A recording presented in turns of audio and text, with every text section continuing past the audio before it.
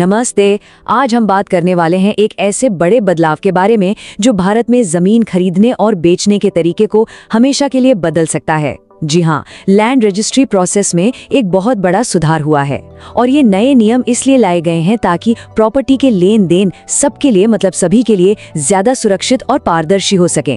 तो चलिए इसे डिटेल में समझते हैं। जरा सोचिए, आप अपनी जिंदगी भर की जमा पूंजी लगाकर एक जमीन का टुकड़ा खरीदते हैं और कुछ समय बाद पता चलता है कि अरे ये जमीन तो किसी और को भी बेच दी गई है। कितना बड़ा झटका लगेगा, है ना? अफसोस की बात यह है कि ये कोई कहानी नहीं बल्कि एक कड़वी सच्चाई है। सालों से प्रॉपर्टी फ्रॉड ने देश भर में न जाने कितने खरीदारों और विक्रेताओं को परेशान किया है। इसके चक्कर में कोर्ट कचहरी के चक्कर, पैसों का भारी नुकसान, सब कुछ झेलना पड़ता है। और बस इसी एक बड़ी समस्या को जड़ से खत्म करने के लिए ये नए नियम लाए गए हैं। तो इस पूरे मामले को ठीक से समझने के लिए हमने इस चर्चा को 4 हिस्सों में बांटा है। पहले हम देखेंगे कि ये जमीनी फ्रॉड की समस्या आखिर है कितनी बड़ी। फिर बात करेंगे नए प्रूफ्स की, यानी पहचान और संपत्ति के लिए अब क्या-क्या जरूरी है। उसके बाद समझेंगे कि कैसे पूरा प्रोसेस अब ऑनलाइन हो गया है और आखिर में देखेंगे कि इससे एक पारदर्शी भविष्य का वादा कैसे पूरा होता है। तो शुरुआत करते हैं अपने पहले सेक्शन से, बढ़ता जमीनी फर्जीवाड़ा। देखिए, किसी भी समाधान को समझने से पहले समस्या की गहराई को समझना बहुत जरूरी होता है। आखिर ये दिक्कत इतनी बड़ी क्यों थी कि इतना बड़ा बदलाव लाना पड़ा? प्रॉपर्टी फ्रॉड यानी संपत्ति की धोखाधड़ी।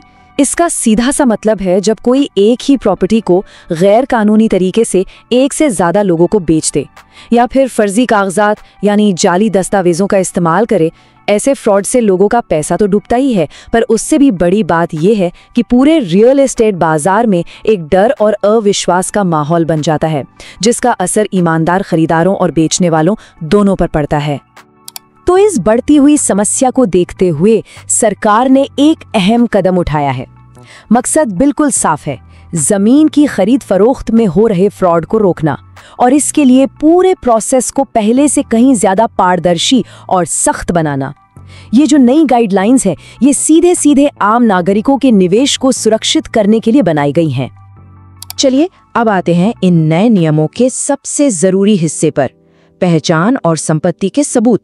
देखिए, धोखाधड़ी को रोकने का सबसे अच्छा तरीका यही है कि खरीदने वाले, बेचने वाले और खुद उस प्रॉपर्टी की पहचान, सबकी जांच बहुत ही बारीकी से की जाए। तो सवाल ये उठता है कि अब रजिस्ट्री के लिए आखिर जरूरत किस किस चीज की पड़ेगी?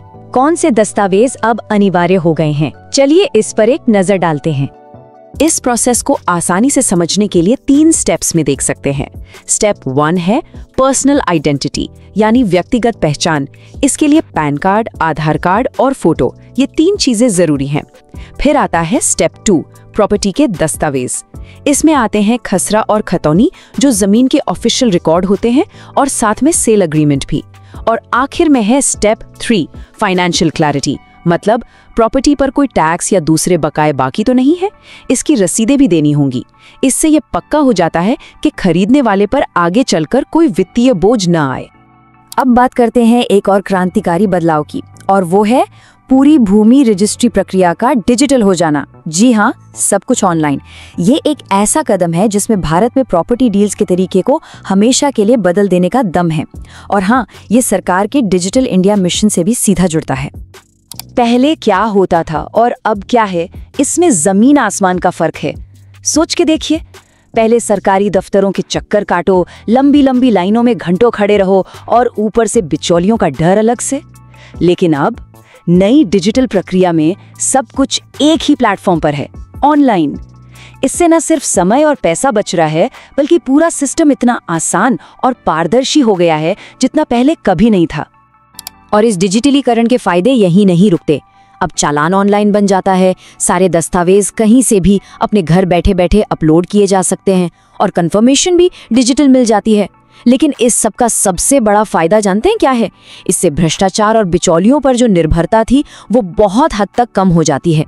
अब आम आदमी के हाथ में ज्यादा कंट्रोल है, ज्यादा ताकत है। तो चलिए अब अपने आखिरी सेक्शन की तरफ बढ़ते हैं और ये समझने की कोशिश करते हैं कि इन सारे बदलावों का भारत के रियल एस्टेट के भविष्य पर क्या असर पड़ने वाला है। इन नई गाइडलाइन से 3 बड़े नतीजे सामने आते हैं। पहला, धोखाधड़ी पर मजबूत नियंत्रण। दूसरा, खरीदारों का आत्मविश्वास बढ़ना। और तीसरा, लेन देन की बेहतर सुरक्षा।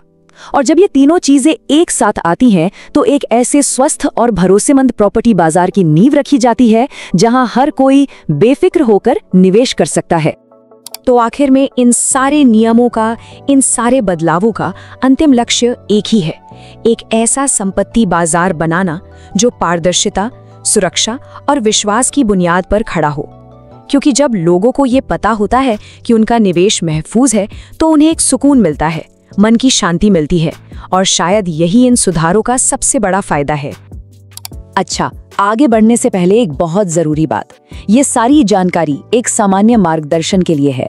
भूमि रजिस्ट्री के जो नियम होते हैं वो हर राज्य में थोड़े अलग हो सकते हैं, इसलिए हमेशा ये सलाह दी जाती है कि कोई भी लेन देन करने से पहले बिल्कुल सटीक जानकारी के लिए अपने स्थानीय तहसील कार्यालय में एक बार जरूर संपर्क कर लें। और अब आखिर में एक सवाल छोड़ जाते हैं सोचने के लिए, क्या ये नए नियम सच में भारत में संपत्ति खरीदने के पूरे अनुभव को हमेशा हमेशा के लिए बदल देंगे? इसका जवाब तो वक्त ही देगा, लेकिन हाँ, इतना जरूर है कि एक सुरक्षित और पारदर्शी भविष्य की तरफ ये एक बहुत बड़ा और बहुत जरूरी कदम है।